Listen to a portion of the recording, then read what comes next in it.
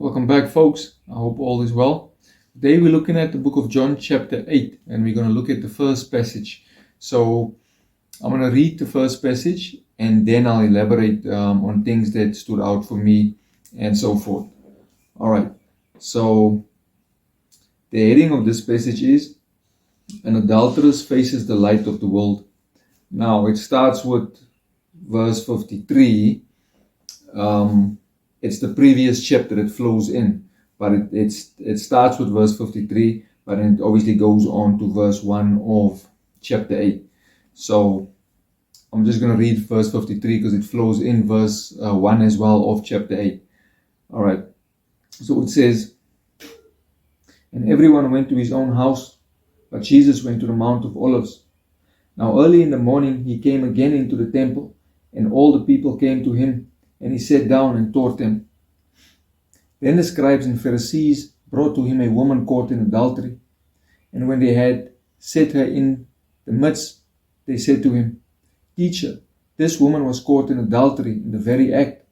Now Moses in the law commanded us that such should be stoned. But what do you say?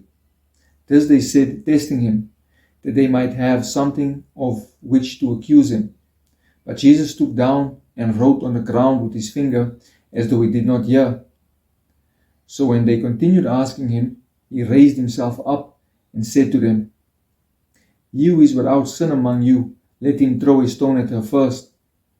And again he stooped down and wrote on the ground.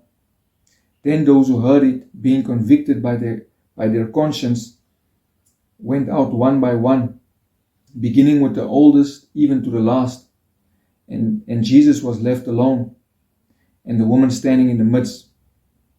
When Jesus had raised himself up and saw no one but the woman, he said to her, Woman, where are those accusers of yours? Has no one condemned you? She said, No one, Lord. And Jesus said to her, Neither do I condemn you. Go and sin no more. Then Jesus spoke to them again, saying, I am the light of the world. He who follows me shall not walk in darkness, but have the light of life. So the first thing I wanted to point out is that Jesus went to the temple early in the morning. All right, that's the first thing I wanted to point out. Second thing is that Jesus applied a law when he stooped down and wrote on the ground. If we look at the book of Proverbs, and if we go to chapter 15, verse 28, it says, just that first part, it says, the heart of the righteous studies how to answer.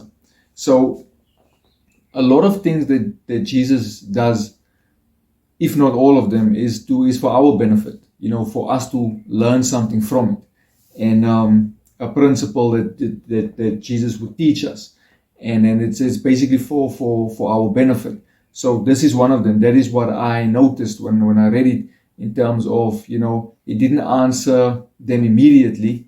He did something first, he studied how to answer. He could have done anything. I mean, he's Jesus, but in that particular instant, what stood out for me is that the fact that he didn't answer them immediately, he took his time, and then he then basically answered them in the right way, and then, and another thing that stood out for me is that, when everyone left, I mean, the woman was accused now of committing adultery, in the act. So they brought her, she was in fear, she was in shock, and then she was standing there. So when everyone left, one by one, the woman didn't run away.